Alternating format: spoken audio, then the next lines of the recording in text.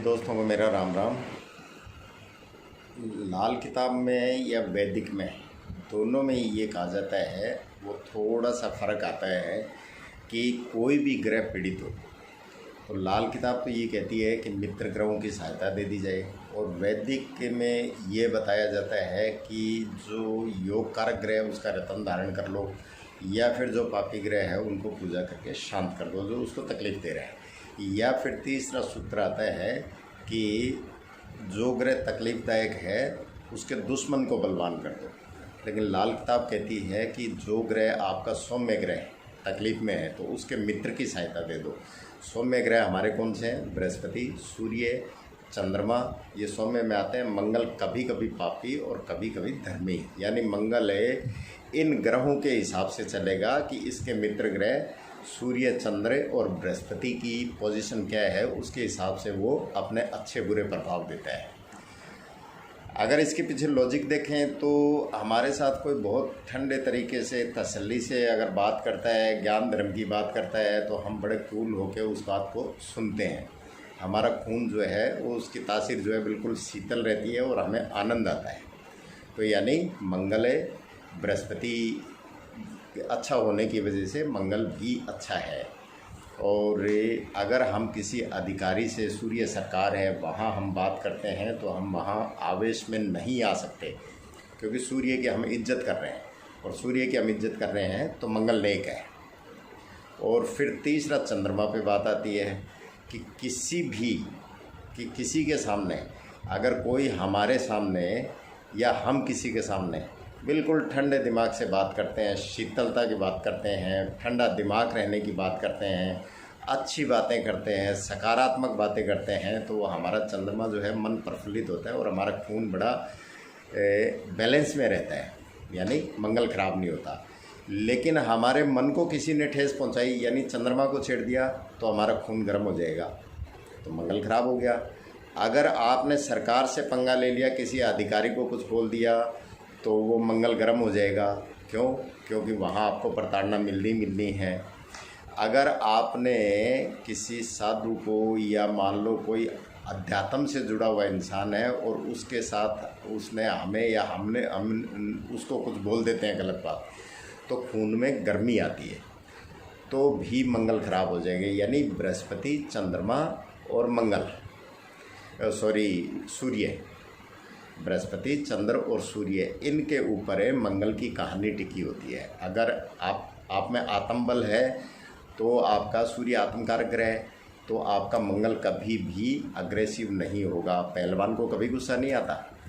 और आपका दिमाग शांत है, मन शांत है, तो भी आपको गुस्सा नहीं आएगा, यानी आपका खून गर्म नहीं होगा। और आपको ज्ञान है किसी चीज़ का, अध्यात्म का, तो आपको पता है कि ये शरीर नश्वर है, जैसे गीता का ज्ञान जो रखते हैं, तो भी आपका खून गर्मी नहीं खाएगा, यानी मंगल बैलेंस रहेगा। तो हमें इन तीन ग्रहों को, यानी पानी तो चंद्रमा है ही, एक चुटकी हल्दी, जो विद्वान बताते हैं कि हल्दी पानी में डाल के एक चुटकी अगर स्नान करते हैं तो वो आपके बृहस्पति और चंद्र का मेल होता है। लेकिन थोड़ा सा नमक की चुटकी भी डाल दो, वो सूर्य भी मिल जाएगा। और इनके साथ लगाने के लिए बुध, जो बहरूपिया है, और वो जगह जगह भड़काता है लोगों को, जाके यहाँ से वहाँ देवों को भी भड़काया, दानवों को भी भड़काया, युद्ध भी करवाए और मैत्री भी करवाई। तो बुध का ये काम है, तो बुध की फिटकरी भी डाल दो ताकि इनका साथ देने लग जाए। और उस पानी से या फिर उपटन बना के शरीर पे मालिश करके, और उससे फिर आप स्नान करते हैं, तो भी आपके कोई भी, अगर सूर्य कमज़ोर है तो चंद्र बृहस्पति मंगल की सहायता मिल जाएगी, मंगल कमज़ोर है तो सूर्य चंद्र बृहस्पति की सहायता मिल जाएगी, और चंद्रमा कमज़ोर है तो सूर्य मंगल बृहस्पति की सहायता मिल जाएगी, यानी एक दूसरे को सपोर्ट कर देंगे। तो एक चुटकी हल्दी डाल दें, एक चुटकी अपने नमक डाल दें, एक चुटकी फिटकरी डाल दें। इस पानी से अगर रोज़ स्नान करते हैं तो आपके ये सौम्य ग्रह जो है वो मजबूत होने लग जाएंगे। ये तीनों मजबूत होंगे तो मंगल खराब नहीं होगा, मंगल आपका अच्छा ही रहेगा। और दूसरा ये है कि इसका उपटन बना के आप मालिश करते हैं और फिर स्नान करते हैं तो भी अच्छा रहेगा। और इसके बाद ये तो हो गया हमारा सौम्य ग्रह को मजबूत करने का तरीका। फिर हमें जो पापी ग्रह जो हमें परेशान कर रहे हैं, इनकी अर्थिंग होती है तब जाके ये सारे काम बिगाड़ते हैं। चाहे वो मंगल से हो जाए, चाहे सूर्य से हो जाए, चाहे बृहस्पति से हो जाए, जब भी इनके खराब होके और पापी ग्रहों का संबंध बनता है तो वो उसी से संबंधित तकलीफ़ें देना शुरू करता है। तो राहु का उपाय कर दोगे, केतु अच्छा हो जाएगा। केतु का उपाय कर दोगे, राहु अच्छा हो जाएगा।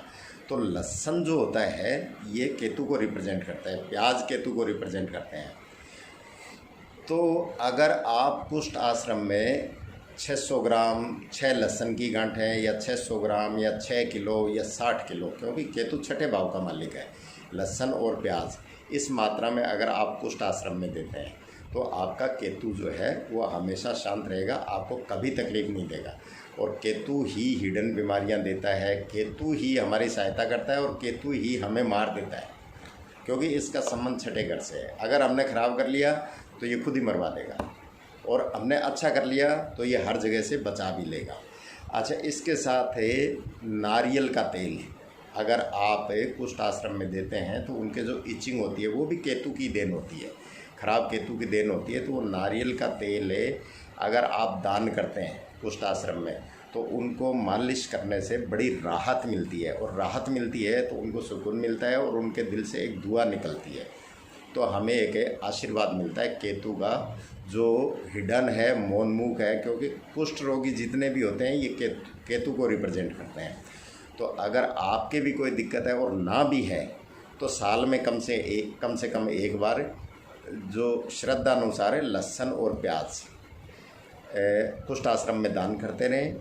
काला और सफ़ेद कंबल दान करते रहें। काला सफ़ेद ये दिग्बली माना गया है, इसलिए काला सफ़ेद रंग है वो जो केतु का माना गया है।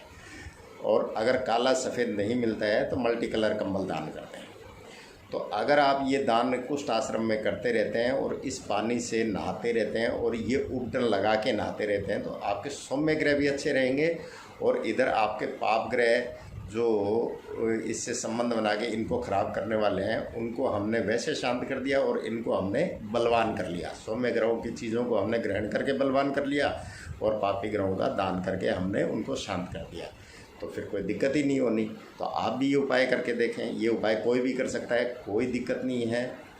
और ये साल में 1 बार 2 बार 4 बार जितनी आपकी श्रद्धा है उसके अनुसार आप कुष्ठ रोगियों को ये दान जरूर करके आएँ, आपको लाभ जरूर मिलेगा। आप करके देखें। नमस्कार, धन्यवाद।